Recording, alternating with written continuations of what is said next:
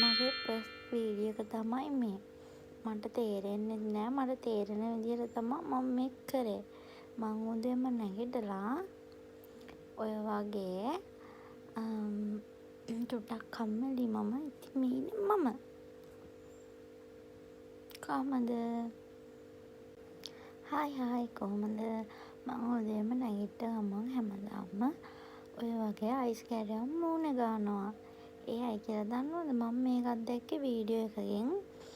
මේ ඔයක ඔහොම ගාද්දි ඔය අපේ ඇස් යට එහෙම අඳුරු වීම නැති වෙනවා කියනවා. ඒ අයිස් කැටේ මගේ. මේකට දාලා තියෙන්නේ හරියටම දෙහි මන් තුට්ටක් දාලා තියෙනවා. ආයෙ කහ කුඩු දාලා තියෙනවා.